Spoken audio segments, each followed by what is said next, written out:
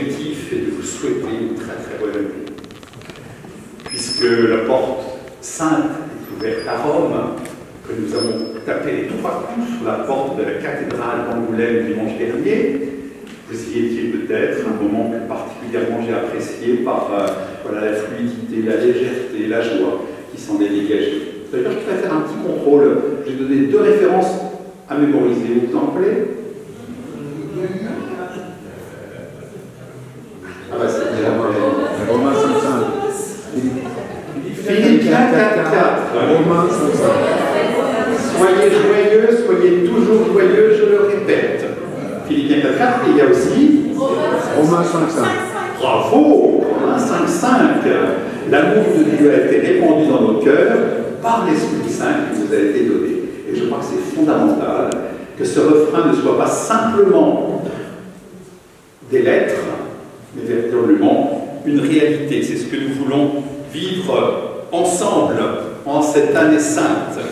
Année sainte, voilà, peut-être avons-nous aussi, alors on a vu la rétrospective de l'année passée, donc la semaine prochaine, il y aura un nouveau président aux États-Unis.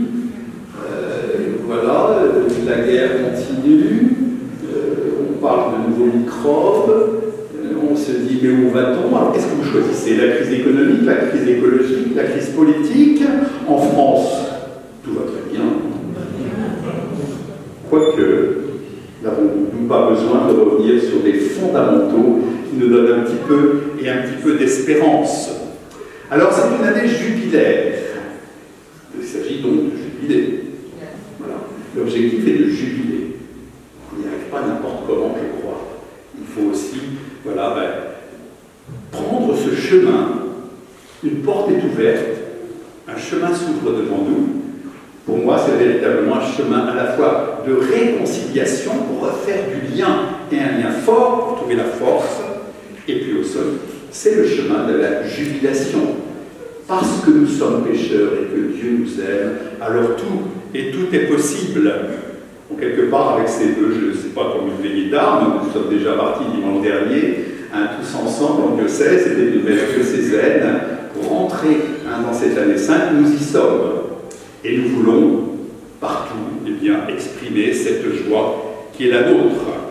La joie, mais la joie qui est parfois douloureuse, parce que des choses arrivent qui font que ce n'est pas si simple. Hein, mais qu'est-ce que je peux faire pour que ça s'améliore?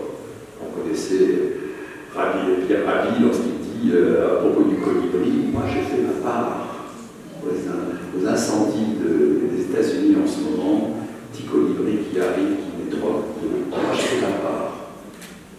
Il veut savoir si nous faisons notre part de ce que Dieu attend de nous, de ce que nos frères et sœurs aussi attendent de nous.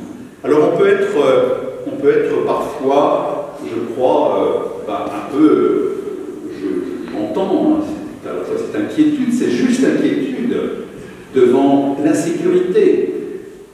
Que vivrons-nous demain quand on voit tous les événements qui se passent dans une année? Je peux vous souhaiter bonne année, bonne santé. Ceci dit, je trouve que forcément, nous allons avoir des épreuves. Et qu'une année sainte, ce n'est pas une année sans épreuves, mais c'est une année avec Dieu pour vivre cette contradiction. Alors c'est pour ça que je crois qu'il est très important que nous retrouvions un peu d'enthousiasme. Bon, c'est pas de la pub pour Coca-Cola, mais si ce n'est que j'aurais voulu trouver un peu d'énergie, parce que je me sens un peu flagada. Je me sens un peu flagada, j'aurais voulu trouver de l'énergie. Sauf que ça, c'est un ersatz. Sans sucre, 0 calories. Qu'est-ce que j'en fasse, moi? Ça ne va pas alimenter mon moteur. Et c'est là où parfois nous nous trompons, car il y a des choses qui ne nous nourrissent pas. Il y a des choses qui ne nous donnent pas d'énergie, alors que nous voudrions avoir cette énergie. Et je suis parfois dans cette vie un petit peu usé. Et une année jubilaire, c'est pour retrouver de la jeunesse, car avec le Seigneur, nous ne vieillissons pas, nous grandissons. Et rappelez-vous que c'est le Dieu qui est bon. Alors, c'est là où je suis un petit peu fragile, je manque d'énergie pour vivre peut-être cette année. Un cœur fragile qui s'accoutume aussi, quand on voit notre vie chrétienne, qui s'accoutume aux choses de Dieu. Puis il parle de l'âme habituée. Il n'y a rien de pire qu'une âme habituée, dit-il. On s'habitue, on rentre dans la routine, on fait les choses, c'est pas si mal. Mais où est le cœur? Où est le cœur? Et c'est bien cela que nous voulons, à savoir, car il faut faire une expérience personnelle. Il ne s'agit pas de penser que Dieu existe, que Jésus est notre sauveur. Si je n'ai pas de relation personnelle avec lui, et si Jésus ressuscité ne change pas ma vie, c'est là où nous pouvons avoir peut-être une expression de foi. Alors on va se renouveler dans l'expression de foi avec Nicée Constantinople, mais le tout de savoir si on va le comprendre avec notre tête ou on va le vivre avec le cœur. Oui, mais comment le vivre avec le cœur si je n'ai pas nourri mon intelligence, l'intelligence de la foi? Croire pour comprendre et comprendre pour croire. C'est là où je crois qu'on peut être un peu froid aussi. Froid, et ça, je vais vous trouver ce que j'ai prévu pour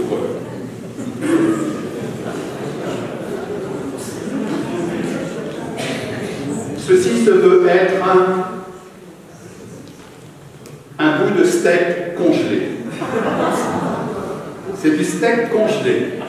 Pas n'importe lequel, c'est de la bonne vache limousine. Ça vient du côté de Montfolland, par là, c'est vraiment de la très très bonne viande. Si ce n'est qu'elle est congelée, qu'elle est froide, qu'elle est dure et qu'elle est immangeable. Ceci dit, c'est une très bonne matière. Alors, pas que nous manquions d'énergie, mais il ne faut pas non plus que nous soyons congelés, au point de ne pas être transmissibles. Vous voyez? Et je pense qu'une âme habituée va finir par être un peu... Oh, c'est pas mauvais. Rien de mauvais, rien de mauvais. Hein, c'est là où nous voyons aussi cette urgence qui est pour nous de sortir un petit peu de notre indifférence, car il y a aussi le péché, j'allais dire, des bonnes personnes. Vous êtes sûrement des bonnes personnes. Moi aussi, je suis une bonne personne, certainement. Enfin, j'ai mon côté bonne personne, j'ai peut-être le côté mauvais, mais j'ai le côté bonne personne. Et si je veux devenir bon selon la volonté de Dieu, je dois quitter ce qui est mauvais et je dois faire ce qui est bon pour moi et pour les autres. Car ça, c'est excellent. Mais tel que c'est présenté là, ce n'est pas comestible, c'est dur, c'est froid. Ce n'est pas les chrétiens pour notre monde aujourd'hui, qui souffre de solitude et qui souffre, effectivement, vous voyez le coup que ça fait sur la vie, ça fait mal. Qu'est-ce que vous voulez qu'on en fasse? Qu'est-ce que vous voulez qu'on en fasse? Et combien de fois nous donnons aux autres ce qui n'est pas digestible? N'est-ce pas? Eh bien, devenons pour les autres des bons petits pains croustillants ou un bon steak qui a bonne odeur. C'est ça la question. Il nous faut à la fois, non pas nous accoutumer aux choses de Dieu, mais rentrer dans le mystère et en vivre profondément. Une année jubilaire, c'est pour jubiler. Nous jubilons lorsque nous nous laissons émerveiller par ce que Dieu nous a donné. Parler de Jésus, ben oui, ou vivre de Jésus. Le succès, c'est quand on te dit, mais comment se fait-il qu'avec ce que tu vives, tu as encore le sourire? Comment se fait-il que tu as encore de la joie de vivre, une forme d'enthousiasme avec tout ce que tu vis? C'est pour ça que je pense qu'une année jubilaire, c'est un chemin. Et c'est un chemin de quoi? C'est un chemin de conversion. Alors je vais continuer à imager, parce que j'ai besoin d'images, c'est comme ça. Imaginez un petit peu ce que nous avons à faire pour devenir quoi? Devenir chrétien. Et pour cela, il faut abandonner un certain nombre de pratiques. Vous voyez ça? Ça, c'est la télécommande. Je zappe et je demande au Seigneur ce que je veux. Je veux lui dire aussi ce qu'il faut qu'il fasse pour être un bon Dieu. D'accord? Je le commande, c'est moi qui le contrôle, et je veux que Dieu accomplisse ce que je demande. Je vais être poli quand même pour le faire, mais c'est quand même ça, c'est là que ça revient. Perdre le contrôle, alors que nous voulons souvent être les maîtres les maîtres de notre vie. Est-ce que Dieu ne veut pas que nous soyons les maîtres de notre vie? Si, mais pas n'importe comment. Il ne s'agit pas de faire n'importe quoi pour devenir un bon enfant de Dieu. Et voici que ma télécommande, cette fois-ci, vous savez, le vent de Pentecôte, c'est... Pardon, RCF. C'est un vent violent. Et alors on appuie là. Seigneur, je vais... Oui, un peu plus calme, s'il vous plaît. Alors, air conditionné. Hein. Moi, je ne veux pas être bousculé. Je veux être confortable. Je veux être en zone de confort. D'accord? Alors, on baisse, s'il vous plaît, l'intensité. Moins fort. Voilà. Seigneur, mais je n'ai pas envie qu'on change d'habitude. Je veux pas quitter ce que je fais d'habitude.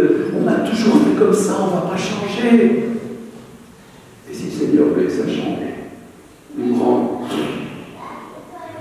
pour pouvoir, vraiment pouvoir lui rendre grâce et remplir notre mission, et notre mission de chrétien. Car il s'agit bien pour nous d'être obéissants, une obéissance prompte, joyeuse, exacte et pleine d'amour. C'est ça. Une volonté de fils, une obéissance de fils, non pas d'esclave. Tout ce qui est à moi est à toi, alors vas-y. Ne sois pas congelé, n'aie pas peur. N'aie pas peur.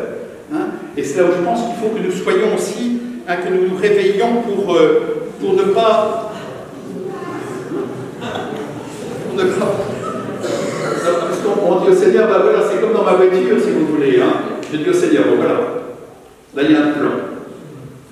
Alors, Seigneur, oui, tu peux prendre les clés de ma voiture, tu peux, je te donne toutes les clés de la voiture, c'est bon. Je m'assois à côté et je te dis, alors, là à droite, s'il te plaît, à gauche, fais attention, là, il y a un danger. Je suis le copilote de Dieu. Je lui dis ce qu'il faut qu'il fasse. C'est bien raisonnable. Non, on s'arrête. Seigneur, descends s'il te plaît. Je descends aussi. Prends ma place. Moi, je vais conduire la voiture. Et toi, tu vas me montrer le chemin à suivre. Il ne faut pas inverser les rôles. Il faut redonner le pouvoir à Dieu. Et c'est pas ça une année jubilaire. Si nous voulons jubiler, il faut redonner le pouvoir à Dieu. Ne pas lui dire, viens bénir, Seigneur, ce que je fais. Je fais au mieux pour toi. Alors, Seigneur, viens bénir. Je crois que c'est un petit peu dans ce sens-là. Vous voyez, souvent, quand on se rencontre, soit on va prier à la fin, en disant, Seigneur, viens bénir ce que j'ai fait, ce que nous avons dit, ou est-ce que nous commençons notre journée par une prière pour dire, Seigneur, où veux-tu que nous allions? Où veux-tu que nous allions? Je suis au volant, tu me dis où aller, et avec toi, j'irai. N'est-ce pas cela qu'il nous faut vivre pour les vœux? Les vœux de bonne année qui expriment effectivement notre volonté. Alors, pour cela, eh bien, accueillons l'Esprit Saint. On ne va pas laisser comme ça quand même. Qu'est-ce qu'il faut faire? Jonathan, tu sais bien, toi, avec toi, on fait des bons barbecues. Ils savent faire les barbecues, il faut mettre ça, laisser dégeler et mettre au feu. Et à ce moment-là, vous allez voir ce fumet, cette odeur qui va se répandre partout. Vous savez, l'autre jour, je suis passé dans la vie, je me suis dit, c'est pas possible ce qu'on fait un barbecue. Ça sentait tellement bon, ça sentait la boîte de viande et ça sentait les épices. Ça, c'est du témoignage. Ça, c'est du témoignage. Et pas simplement servir cela. Alors évidemment, attiré par le fumet, et puis manger des choses délicieuses. Or, sommes-nous délicieux? Sommes-nous des bons petits croutons tout frais, ou des croutons assis? En cette année jubilaire, pour devenir jubilaire, il faut se convertir. Donc il faut changer, et changer de vie, et changer notre manière d'être, notre manière de prier, redonner le contrôle à Dieu. L'Esprit Saint est le feu. L'Esprit Saint est le feu. Quel feu? Eh bien, le feu de l'Esprit. N'est-ce pas cela dont nous avons besoin? L'Esprit qui nous montre la route. L'Esprit qui nous montre la route. L'Esprit qui nous donne cette bonne odeur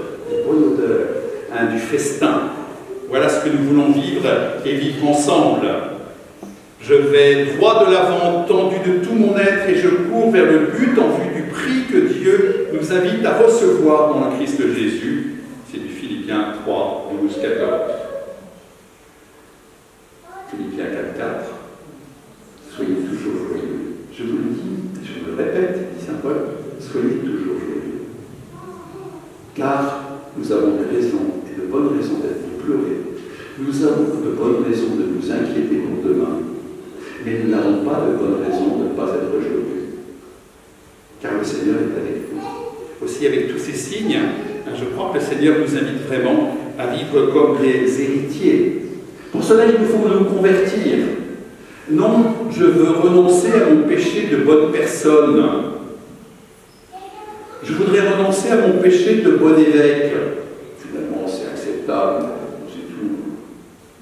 D'ailleurs, c'est l'occasion de vous dire que j'ai demandé un audit de ma manière d'être. Donc il y a un autre évêque qui va venir, Monseigneur Donien, avec une religieuse et un laïc, pour pouvoir interpeller tous mes collaborateurs, pour voir comment est-ce que cet évêque pourrait devenir meilleur. Je pense qu'il faut qu'il passe un peu au Maroc. On va voir. On va voir. Suis-je froid? Suis-je comestible? Donc je vous le dis, parce que ce sera en mars. Alors c'est pas le tout, ça c'est très personnel. Et d'ailleurs je rends grâce aujourd'hui, puisque il y a 9 ans, nous étions à l'espace Cara, pour l'ordination épiscopale. Déjà 9 ans, dans ma 10e année, le temps passe, c'est affolant. Et je me suis dit, bon, au bout de 10 ans, il faut quand même faire le point, il en reste 5, il faut quand même qu'on se bouge un peu, si jamais on pouvait faire un petit coup, non pas d'accélérateur, vous voyez, parce qu'on aura l'impression que rien n'est fait, que c'est pas vrai, mais qu'on puisse améliorer les choses pour que ce soit plus facile et plus fluide. Alors il y a tous les rendez-vous, je ne vous sors pas le planning diocésain, quoique vous avez bien sûr le festival de la BD. Alors que vous savez quel est le prix de la BD qui a gagné le prix cette année? Ah ben non, voilà. Mais c'est normal, parce que si c'est quand même publié, vous regardez dans l'aventure de la librairie, c'est marqué ce livre sur Nagasaki. C'est d'actualité quand même, semble-t-il. C'est d'actualité. Et puis nous partons en pèlerinage. Je l'ai dit dans la lettre pastorale du début de septembre, nous voulons partir en pèlerinage. Alors on va partir à Rome au mois de février, pour les adultes et les familles. Les jeunes vont partir aussi à Rome cet été. Vous pouvez aussi même parrainer un pèlerinage de jeunes. Alors ça c'est pas pour les jeunes, mais pour les adultes en février, les inscriptions sont closes. Vous avez le moyen de vous rattraper en venant à Lourdes. Nous allons tous à Lourdes. Comment se fait-il qu'il n'y ait que 100 pèlerins à Lourdes en une année jubilaire? Il faut qu'on soit 300, 400. On va tous à Lourdes. On y va ensemble. C'est le week-end de la miséricorde. Il y aura les jeunes d'un côté, il y aura l'ensemble du diocèse de l'autre, et nous allons nous retrouver pour une jubilation commune. Faire du barbecue, laisser contre la Dieu, prier la Vierge Marie, nous réjouir.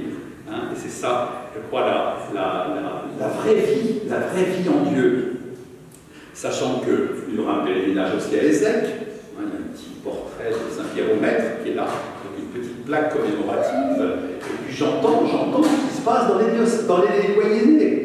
J'entends que le doyenné sud a prévu de faire le tour du doyenné à pied, pas le même jour, on va s'organiser.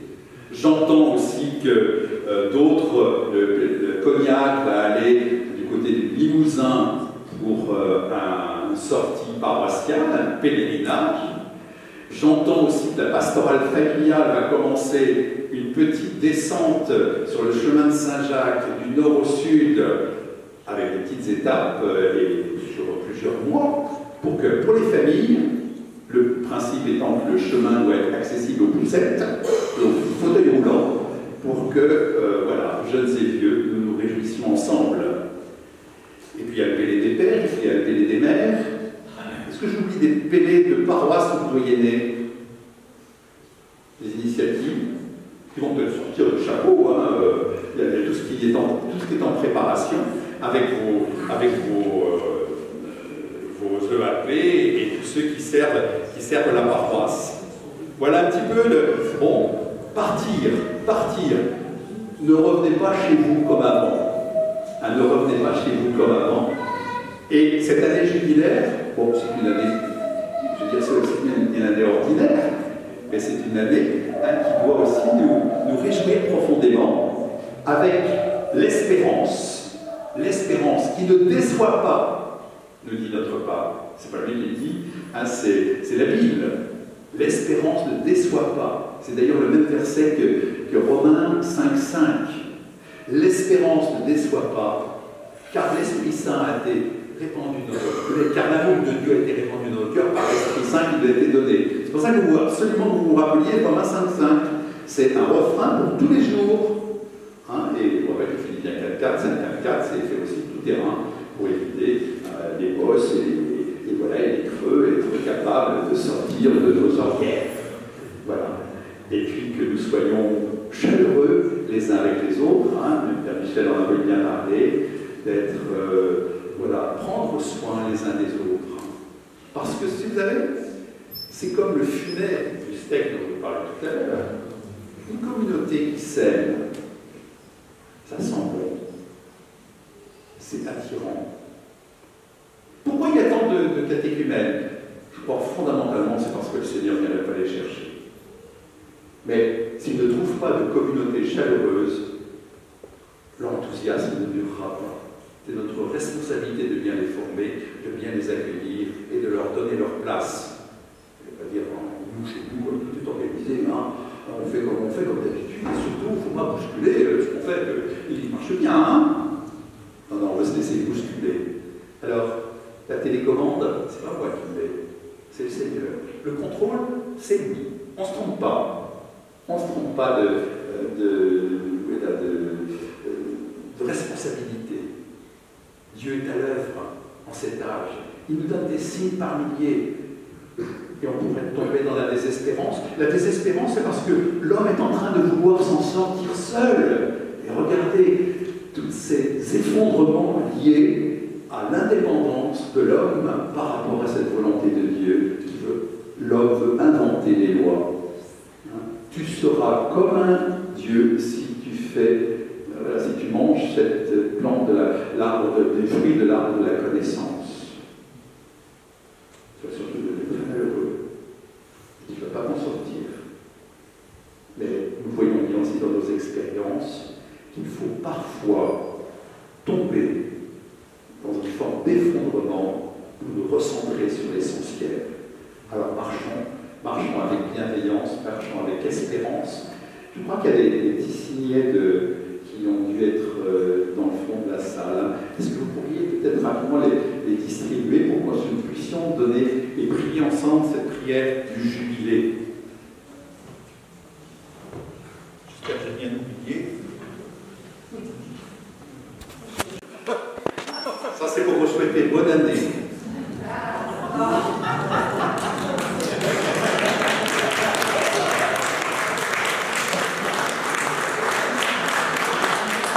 Je vous annonce le printemps, je vous annonce l'été, je vous annonce des temps ensoleillés, je vous annonce des fruits délicieux, je vous annonce des barbecues paroissiaux qui vont nous réjouir profondément, je vous annonce un bon petit Pinot des Charentes, je vous annonce ce Pinot des Charentes, je vous rappelle, 1 tiers de cognac, 2 tiers de jus de raisin de l'année, et surtout, ne faites pas comme ça, ne prenez pas des imitations, prenez du vrai. Le vrai, c'est ça qui est bon. Le vieux, c'est bon, et le vrai, c'est bon. Eh bien, Seigneur, merci pour ta présence. Merci pour cette année que tu nous donnes de vivre ensemble. Et nous allons pouvoir ensemble prier cette prière du jubilé. Pas simplement parce que ce qui est intéressant aussi, c'est de voir que nous sommes tous ensemble. La démarche synodale, c'est être tous ensemble. Avec l'Église universelle, avec notre pape, avec tous les chrétiens du monde entier, puissions-nous vivre ces jubilés avec joie. Et